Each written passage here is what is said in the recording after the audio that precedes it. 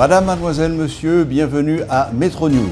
Voici les principaux titres qui seront développés ce soir. Le CEP a procédé ce mardi au lancement officiel de la campagne électorale. Du 23 août au 7 octobre prochain, les candidats auront à courtiser les potentiels électeurs. Les syndicats de chauffeurs passent de la parole aux actes. Ils annoncent 2 journées de grève afin de protester contre la hausse des prix du carburant. Plus de 10 000 cartes d'assurance maladie sont déjà distribuées aux employés de la fonction publique. Une initiative de l'OFATMA de concert avec le bureau de la Première Dame.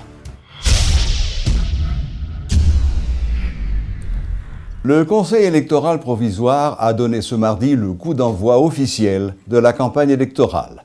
Lors d'une rencontre avec la presse, le président de l'institution électorale, Léopold Berlanger, accompagné de plusieurs conseillers, a invité les candidats à ne pas recourir à la violence durant cette période. M. Berlanger les invite également à respecter les règles du jeu. Donc, pendant plus d'1 mois, les candidats auront à courtiser les potentiels électeurs. Reportage Luckner Garot et Berno Augusma.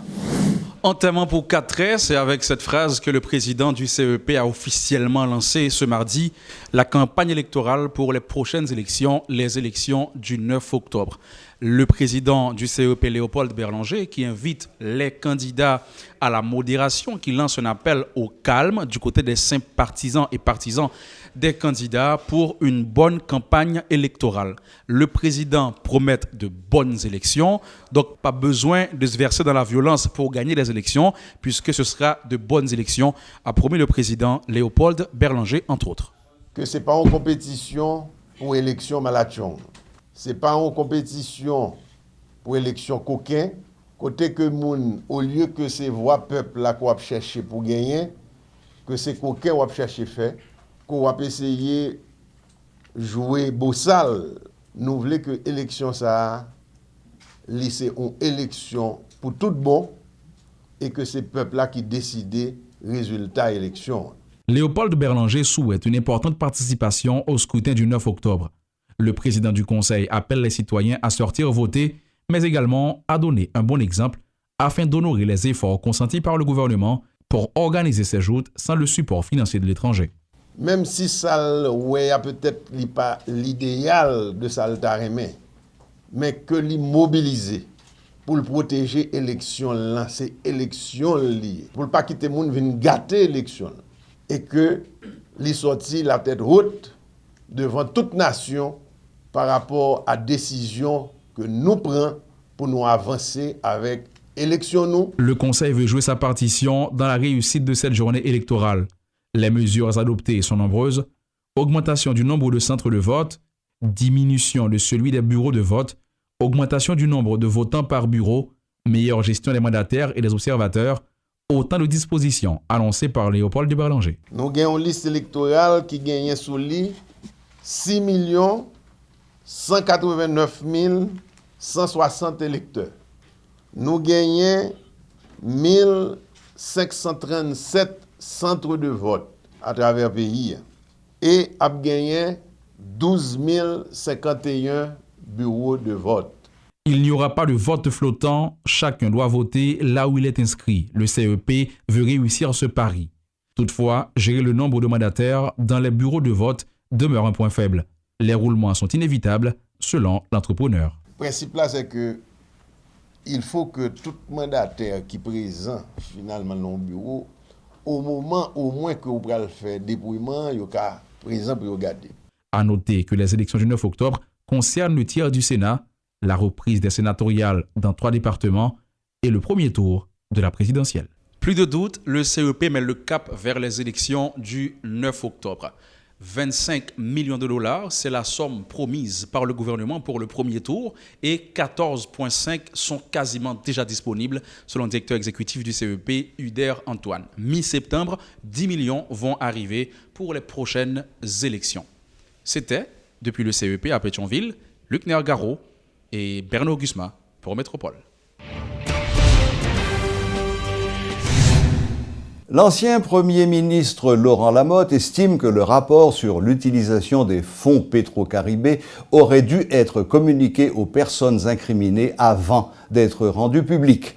L'ancien chef du gouvernement regrette que des accusations qu'il juge fausses aient été portées contre lui. Il annonce qu'il va produire au plus vite des documents pour justifier toutes ses actions et prouver son innocence. M. Lamotte s'étonne que parmi les rédacteurs du rapport sénatorial figurent des personnalités qui, par leur position passée, ne peuvent être impartiales. L'unité centrale de renseignement financier UCREF a ouvert une enquête sur les transactions bancaires effectuées par le candidat à la présidence du parti PHTK, Jovenel Moïse. Télémétropole a pu confirmer l'information auprès d'une source proche du dossier qui requiert l'anonymat. Selon cette même source, l'UCREF a pris cette décision suite à la demande d'un particulier. À ce sujet, nous avons avec nous en direct Rénal Lubéris, conseiller politique de Jovenel Moïse, pour une réaction à chaud. Bonsoir, Monsieur Rénal Lubéris. Bonsoir, Radio Métropole, Radio Télémétropole. Bien, Monsieur Lubéris, nous aimerions avoir vos réactions et celles du PHTK suite à la publication du rapport d'enquête de l'UCREF mettant en cause Monsieur Jovenel Moïse.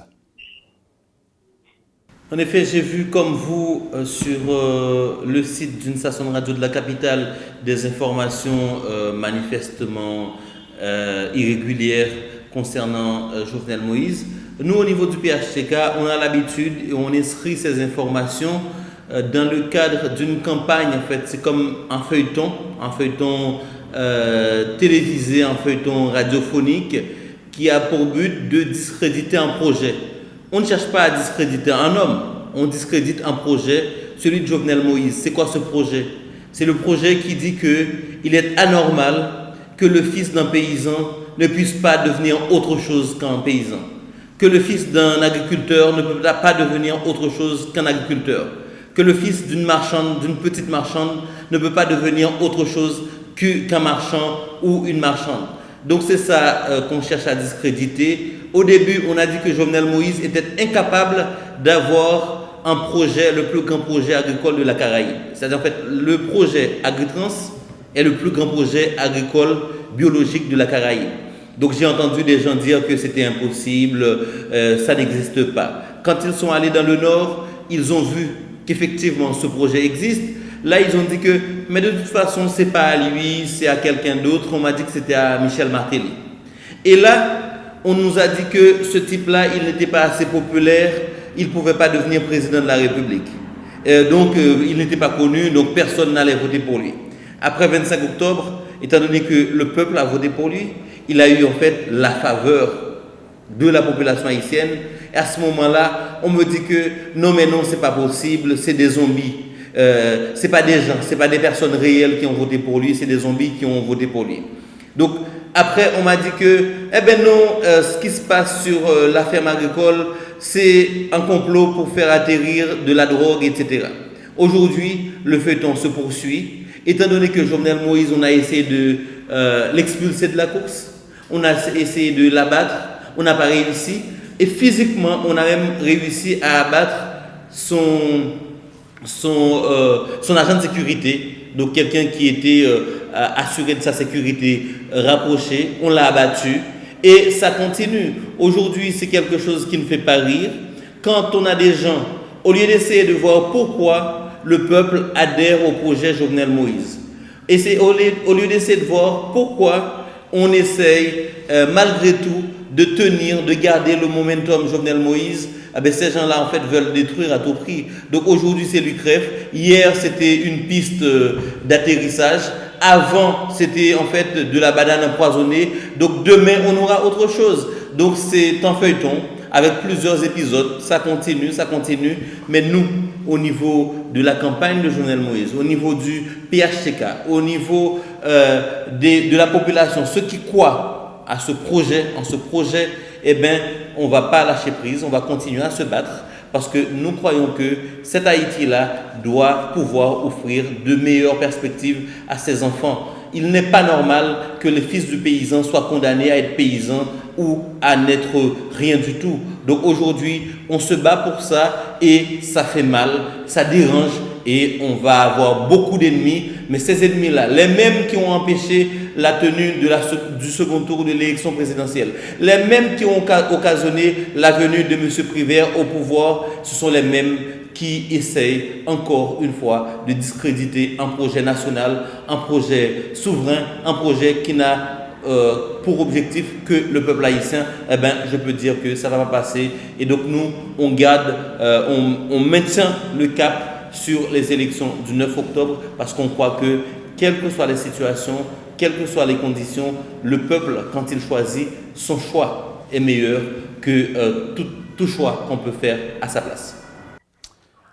Monsieur Lubéris, merci infiniment pour cette réponse. Vous avez répondu d'avance à certaines questions que je comptais vous poser. Nous pouvons donc terminer avec cette réaction à chaud sur ce rapport de l'UCREF et voir de quoi demain sera fait. Merci infiniment et bonne soirée. Merci beaucoup Métropole et bonne soirée à vous et surtout à tous les amis téléspectateurs qui nous regardent. Allez, au revoir.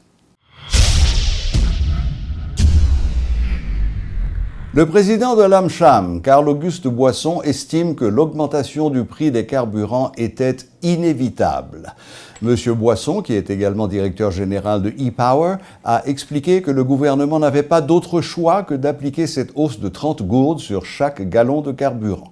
Selon lui, cette augmentation aurait même dû être beaucoup plus élevée si l'on tient compte de la hausse vertigineuse du taux de change. Gaza, c'est pas haïtien qui fait. C'est pas compagnie qui importe là qui fait. C'est acheter de l'autre côté. Il y a des gens qui estiment que $30 un peu trop. Bon, même pas c'est le droit petit. Moi, pas c'est le droit petit. Mais simplement, ça que je toujours dit, mon cap diriger le pays, c'est le monter pas tant trop. S'il monte 5 gouttes, montez-le. Mais tant prix souple, s'il baisse 3 gouttes, baissez-le tout. Baissez-le pour le peuple à Kaoué. Ce n'est pas au même qui fait prière. Son bagage qui est international, le baisser ou baisser, le monter ou monter, le ça peuple a prend habitude que son bagage qui est normal, le la l'acheter lettre dans maquette. Il connaît qu'on le lettre la monter. Il connaît pas faire lettre là. Donc il réalise ça, personne n'est pas content. Je pas content que gaz a monté. Ça pas fait plaisir.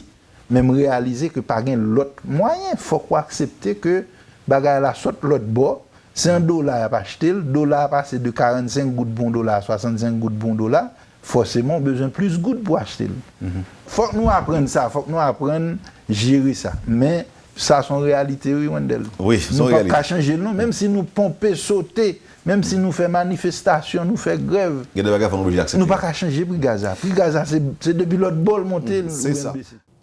Le candidat à la présidence de Plateforme Petite Dessalines dénonce la décision du gouvernement d'augmenter le prix des produits pétroliers. Moïse Jean-Charles a pointé du doigt des structures politiques qui seraient de mèche avec l'exécutif qui veut à tout prix détruire les plus pauvres. Selon l'ancien parlementaire, les raisons avancées par les autorités pour justifier cette augmentation ne sont pas fondées. Reportage Davidson Saint-Fort et Guy Trichoisy. La défense des intérêts des masses a toujours été le cheval de bataille de l'ancien sénateur du département du Nord. Face à cette augmentation du carburant qui est un produit transversal, Moïse Jean-Charles n'entend pas garder son silence. Il s'agit selon lui d'une démarche politicienne. Le candidat à la présidence n'en démord pas. Les complices de Prévert dans cette affaire sont ses amis de toujours, a-t-il martelé.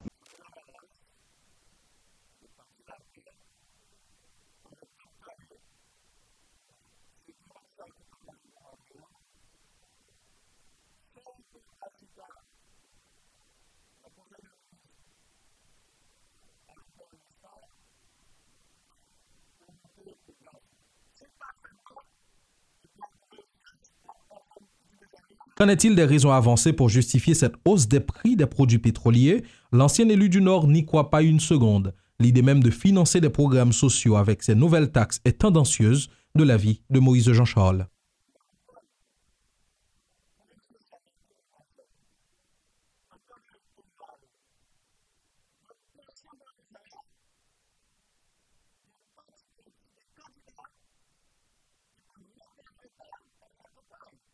Le candidat de la plateforme Petite Dessalines croit donc que la population devra mieux choisir ses dirigeants lors du prochain scrutin, des leaders dignes de confiance et reflétant les aspirations de la majorité, a-t-il souligné.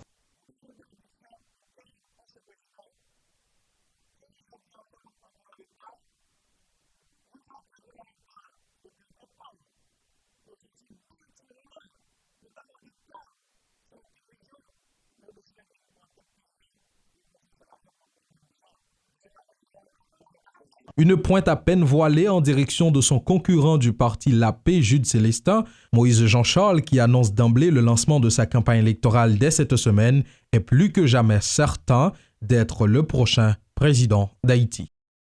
Les principaux syndicats de chauffeurs, dont la PCH, la STPH, Fidel et la CAT, annoncent 2 journées de grève les 25 et 26 août prochains afin de protester contre la hausse des produits pétroliers. Jacques Anderson Desroches, porte-parole du STPH, exclut toute possibilité de négociation avec le gouvernement.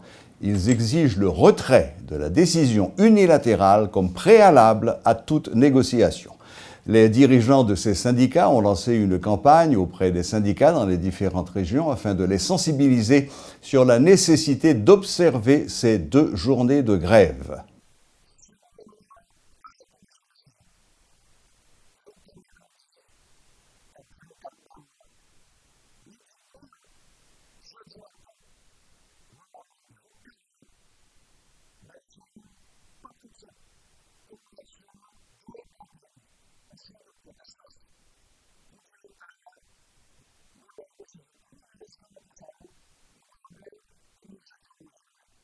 L'Office d'assurance accident du travail, maladie et maternité, OFATMA, en partenariat avec la Première Dame de la République, Ginette Michaud-Privert, a procédé à la remise des cartes de sécurité sociale à plusieurs institutions publiques.